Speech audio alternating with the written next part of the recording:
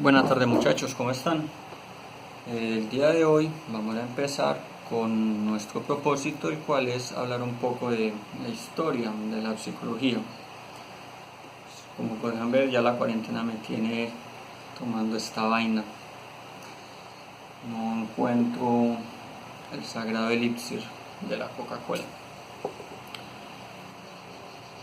Para hablar de la historia de la psicología, vamos a hablar de varios temas que tienen que ver con ello y que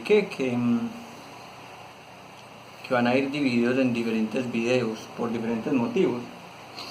Porque primero, hacer un video demasiado largo es algo desgastante para quien lo vea. Un video de 1 hora, 2 horas, 3 horas, eso solo lo logran hacer grandes oradores o grandes personas que tienen ese talento de encarretar a la gente mientras hablan.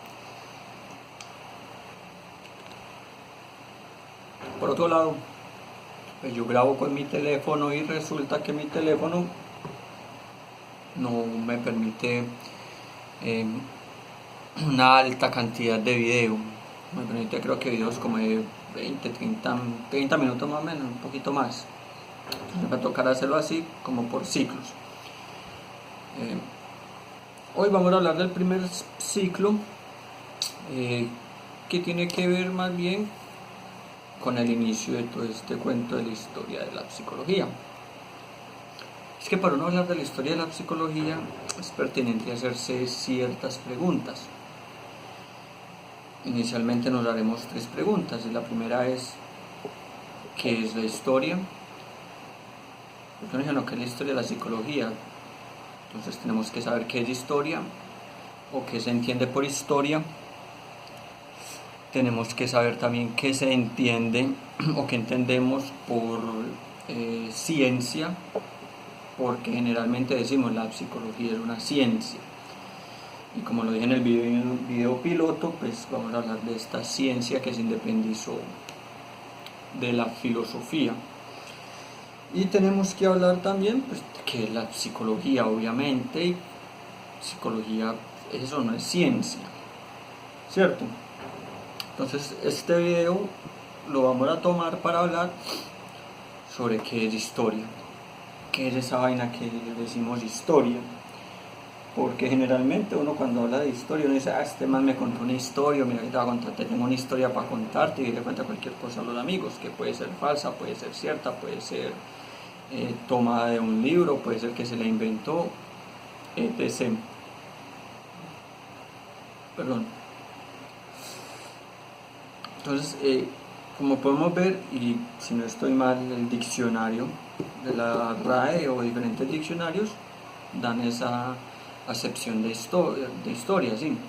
La historia es un relato que se hace por medios escritos, medios visuales o por medios verbales y que se transmite a un otro. Ese relato puede ser verídico o cierto, o puede ser falso, puede ser un mito, puede ser un cuento, puede ser una leyenda, no sé. Pero también hay otro tipo de acepción de historia que tiene el diccionario y que es el que nos interesa un poquito más a nosotros en este momento, y que es el de historia como un relato hecho por un historiador o por un sujeto al que llamamos historiador y que cumple con ciertas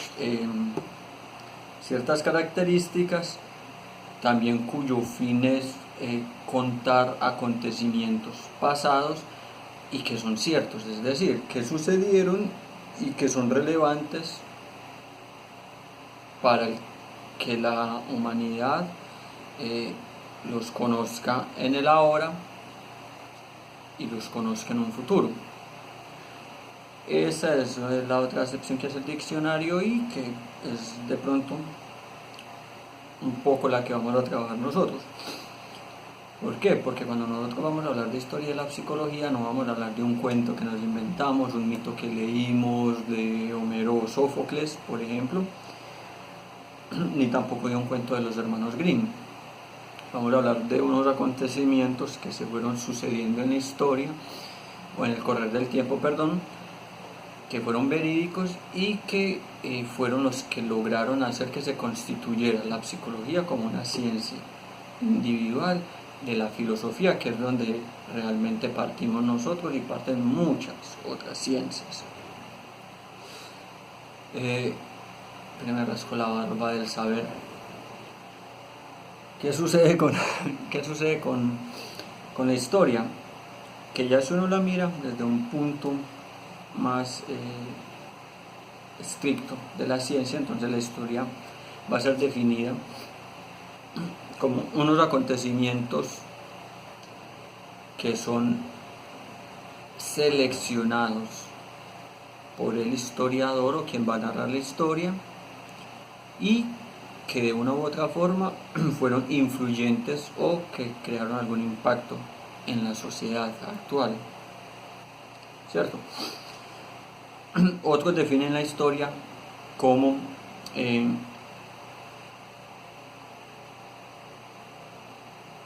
un diálogo entre el historiador y los sucesos que éste narra, ¿cierto? Entonces es una forma del historiador hablar con aquello que sucedió y que es del interés del contar. Hay quienes tienen otra definición y dicen, hombre, dejémonos de cuentos, la historia simple y llanamente es el diálogo, la dialéctica que hay entre unos eventos pasados y el presente. Es decir, incluyen el momento actual dentro de la historia, porque sin la actualidad no puede haber historia, no hay un pasado sin un presente, y entonces dicen, no, o sea, hay historia porque hay un presente y porque ese presente se interesa en saber qué es lo que hay o qué es lo que hubo antes de él, y se da un diálogo y ese diálogo tiene consecuencias y da unos resultados particulares de acuerdo a cómo se den. Hay quienes dicen, hombre, la historia es simple y llanamente una narración que se hace de unos acontecimientos y esta se da de manera cronológica y progresiva, es decir, como si estuviésemos leyendo un cuento o una novela. Se inicia por unos acontecimientos, se va narrando de manera cronológica, no hay saltos temporales, no es que primero narramos lo que sucedió en 1800 y después narramos lo que sucedió en 1600 y de ahí nos saltamos a 1980 y de ahí nos devolvemos. No, es una narración cronológica que tiene un orden y que va o se instaura dentro de una lógica en ese sentido. Progresista, ¿por qué? Porque entonces, como se hace de manera cronológica, nos va a decir, hombre, primero iniciamos con X cosa, posteriormente esa X cosa se descartó porque no era eficaz del todo o porque se inventó Y cosa que era mejor, que traía ciertos atributos que la anterior no tenía, y se va dando como una especie de evolución. Es como cuando uno ve la imagen característica de la teoría de la evolución de Darwin, que entonces la mostrando a uno por allá una célula, de la célula le va mostrando por allá como una especie de esperma o de semen, por allá le va mostrando como un sapito, y ahí le va mostrando como un pescadito, y de ahí que es un simio, y del simio entonces un hombre simio, y del hombre simio entonces ya el Homo sapiens, y etcétera. Entonces, es en ese sentido. Hasta ahí como algunas definiciones que uno podría tener de historia. Seguramente ustedes tendrán otras, estarán de acuerdo con las mías, puede que no. Lo que yo les vengo a decir acá no es una verdad y tampoco es de un gran conocimiento. Yo tampoco es que sea un togado en el tema. No sé más de lo que ustedes pueden llegar a saber. Hay algo que sí quiero trabajar en esto de la historia, y es que cuando ya tomamos la historia como una disciplina científica o un hacer científico, entonces como casi todo lo que es científico pasa por unos tiempos, unos momentos o unos paradigmas, ¿cierto? O hay unas escuelas, por decirlo de algún modo, unas formas de hacer. Entonces, en la historia particularmente hay dos modelos, dos escuelas, dos formas de hacer historia, hablando como disciplina científica.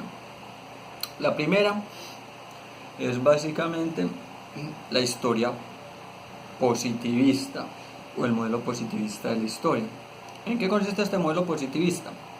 El modelo positivista de la historia consiste en lo que les narraba anteriormente, en que se hace el relato de manera lineal, cronológica y progresista, en el que no interesan las circunstancias que se presentaron en el pasado para que se dieran los sucesos, sino que lo que interesa es llegar al hoy y mostrar cómo es que lo que hay hoy es lo verdadero, es lo válido y es lo aceptable. Y el resto de la historia, todo lo que quedó atrás, no es más que una serie de errores, por decirlo de algún modo, error, ensayo, ensayo, error, que se fueron dando hasta llegar al punto culminante de hoy. Según ese modelo, querría decir que lo que estamos viviendo hoy dentro de 100 años no va a ser sino otro error que permitió llegar a la cúspide en la que se encuentren dentro de 100 años. ¿Qué va a ser? ¿Cuál? No sé, y seguramente no voy a saber yo, ni tampoco lo van a saber muchos de ustedes, por obvias razones. Este modelo de historia o este modelo de hacer historia cuenta con unas particularidades muy interesantes. Una de ellas es que se considera al narrador de la historia, al historiador, como un agente externo que en nada influye con lo que se narra. Y entonces uno podría hacerse ciertas preguntas. Por ejemplo, si el narrador no influye, o nada de lo personal, de las características personales, socioeconómicas, demográficas, historiopolíticas del historiador influye para la historia, entonces ¿qué fue lo que influyó para que se seleccionaran esos hechos específicos o ese relato específico? Pues no es de la nada que el historiador diga, yo quiero narrar o quiero contar la historia de la filosofía, o quiero contar la historia de la guerra de las Termópilas. Hay algo que influye, y ese algo seguramente, como dirán algunos, o como dirían los psicoanalistas y muchos psicólogos, tiene que ver con lo personal del sujeto que está realizando esa función, esa labor. Otro asunto que tiene el modelo positivista de la historia es que no es crítico, es acrítico. O sea, solamente se narran los hechos, los sucesos, como si estuviéramos en una película. Vimos la película muy bacana, nos divirtió, muy chévere, pero no nos preguntamos, babe, ¿por qué este personaje hizo esto y no esto otro? O era necesario que se realizara tal situación para poder llegar a esto otro. No les interesa eso a quienes practican ese modelo de historia. Para dar un ejemplo más particular, si uno lee un poquito la historia de la locura de Foucault, se va a dar cuenta en que la locura ha sido tratada de diferentes formas, y ya más adelante espero poder llegar a ese punto de trabajar la historia de la locura o algo así. Pero por encima, la locura ha sido tratada de diferentes formas, y algunas de esas formas no podría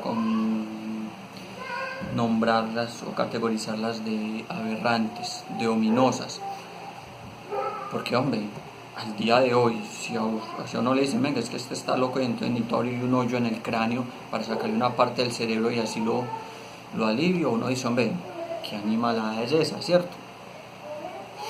Hubo una época cuando eso sucedió, Cuando los historiadores del modelo positivista narran esos hechos, ellos no hacen esa crítica, ellos no dicen, hombre, era necesario abrir el cráneo a una persona, no era como muy pasado eso, pues ellos solamente narran el hecho y ya, no pasa de ahí, como cuando uno está en el colegio y le empiezan a dar las clases de historia. La profesora le narra los hechos, uno sale y hace la exposición, pero uno no se pregunta el porqué de las cosas. Más o menos por ahí va el modelo positivista. No son todas las características del modelo positivista, son algunas de las características y solamente quiero que lo conozcan globalmente, ya hace parte de cada quien investigar y mirar más a profundidad si le interesa ese modelo. Posteriormente, en el siglo XX, más o menos en la década de los años 40-50, empieza a surgir otro tipo de modelo de historia como disciplina científica. Y es un modelo que van a llamar el modelo post-positivista. ¿Por qué? Pues porque fue después del positivista, ¿cierto? Poco creativos, diría uno, a modo de chiste. Ese modelo positivista, y que yo considero que Foucault es uno de los grandes exponentes de ese modelo, es un modelo que critica mucho al modelo positivista y que tiene unas características bastante interesantes para mí, en lo personal, y adecuadas. Entonces el modelo,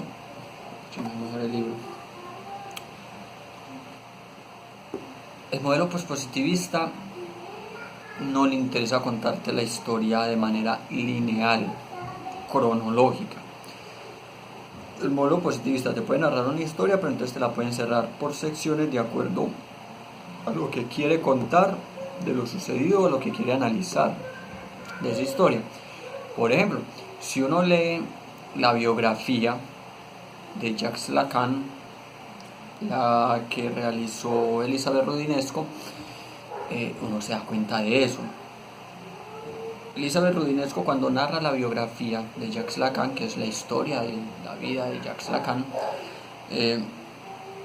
ella no le dice, no, Lacan nació en 1901, creo que nace él, estudió, la familia era tal, estudió en tal parte, se graduó y se dedicó a estudiar medicina en tal parte, se graduó como psiquiatra en tal parte, en tal año, No, ella empieza, narra una parte porque le interesa contar las características familiares de Jacques Lacan. Entonces narra todas las características familiares de Jacques Lacan desde que nació hasta que se casó, se divorció, volvió y se rejuntó con otra mujer, tuvo otros hijos y murió, ¿cierto? Después, en el siguiente capítulo, busca, a modo de ejemplo, narrar cómo fue o de dónde surgió el interés de Jacques Lacan por la filosofía. Entonces empieza otra vez a narrarle a uno ciertos apartes de la vida de la infancia de Jacques Lacan, la adolescencia, la adultez, la vejez, etc. Por allá más adelante entonces le dice, va a narrar cómo llegó Jacques Lacan a la obra de Freud y cómo se fue formando su camino como psicoanalista. Y vuelve y arranca y narra cosas que ya había narrado, cosas que no había narrado pero que son de épocas que ya había contado, y etc. Ese más o menos es el modelo pospositivista. Y este modelo pospositivista, además de narrarte las cuestiones o la historia de ese modo, de esa forma, es crítico. Entonces te narra y te dice, Jacques Lacan fue un hombre que fue subversivo, que criticó el ortodoxismo de los psiquiatras y de los psicoanalistas freudianos, porque él decía X y Y cosa, pero resulta que es que lo que él decía no era tanto porque él fuese muy ético, sino más bien con unos fines políticos y de poder, para el poder tener seguidores, etcétera. Y entonces resulta que es que no, que Jacques Lacan mantenía ciertas formas de vida, pero es que estas formas de vida tenían ciertos, y empieza como a hacer ciertas críticas de lo que era y de lo que hacía el sujeto. Y otra característica muy importante es que para los historiadores o el modelo postpositivista, el historiador sí tiene un lugar dentro de la narración y sí influye. Influye desde su contexto, desde su historia propia, desde su pensamiento político, religioso, filosófico, etc.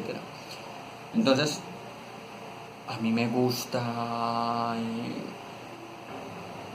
X asunto porque es que resulta que yo nací en una familia con X características, entonces yo voy a contar la historia de la independencia de Colombia. ¿Y por qué quiero narrar la historia de la independencia de Colombia? Porque hay un objetivo que yo quiero lograr. Y entonces ese objetivo que yo quiero lograr al narrar esa historia va a influir en el modo en que yo voy a narrar esa historia y en el sentido que le voy a dar a esa historia. Hay un dicho que a mí me encanta, me fascina, hace mucho lo escuché, realmente no sé de quién es, voy a ser apócrifo en este sentido, y dice: quien gana la guerra es quien escribe la historia. Entonces, si usted mira la guerra de las Termópilas, que la ganaron los griegos, gracias al sacrificio de los espartanos, benevolentes, santos, héroes, usted lee esa historia y ellos son seres totalmente buenos, los griegos, los espartanos, no son para nada criminales ni nada de eso. Pues fueron ellos los que ganaron la guerra, ellos escriben lo que quiere que se cuente. Y los villanos fueron los sirios, que fueron los que fueron a invadirlos. Si usted mira la historia actual, Estados Unidos es el salvador del mundo porque Estados Unidos ganó la guerra, la Segunda Guerra Mundial, Primera Guerra Mundial, atacaron, fueron los aliados, fueron los que dotaron de todo, etc. Y son los buenos. Entonces, cuando estos que ganan la guerra deciden contar la historia, están influidos e influyen en cómo se narra esa historia.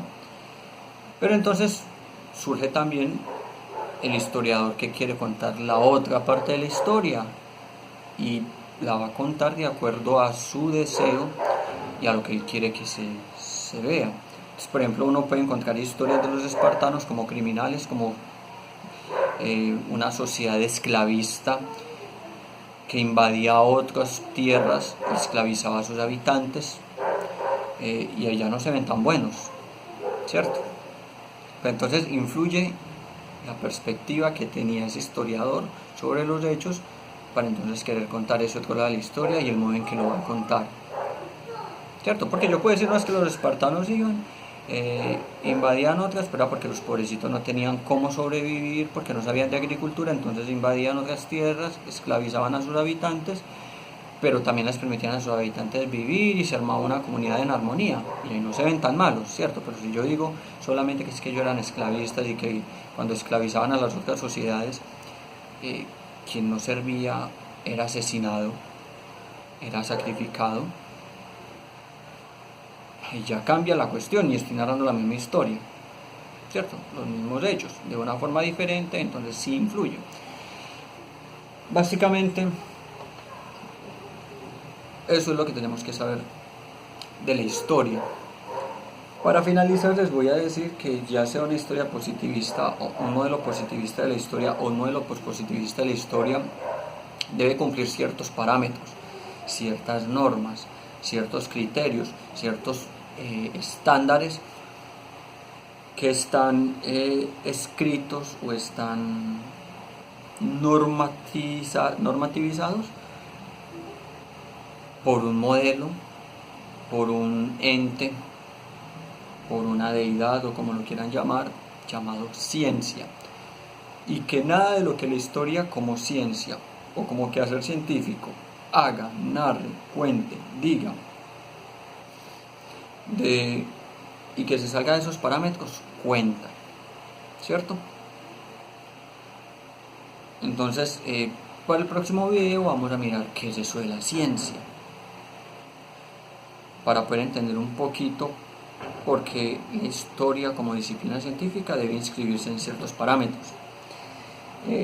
Una cosa que se me había olvidado, también la historia, lo siento, a veces pasa eso, y yo tiendo a ser muy del estilo positivista, voy, vuelvo y todo eso. Pero entonces, a lo que iba es que la historia, sea de cualquiera de los dos modelos, tiene una característica fundamental, y es que es descriptiva. O sea, la historia te describe los hechos. Es descriptiva, te describe los hechos, más allá de comprobártelos, esa narración te va describiendo detalladamente los hechos, al menos en lo más importante. Espero que este video les haya gustado. Quiero agradecer a las personas que se han suscrito, aunque hace ratos les envié las invitaciones y apenas hay 2 videos. Agradecerles a todos ustedes. Si les gusta y les parece interesante o digno de ser compartido, les agradezco también que compartan el canal con sus conocidos o con personas que ustedes consideren que les pueda interesar.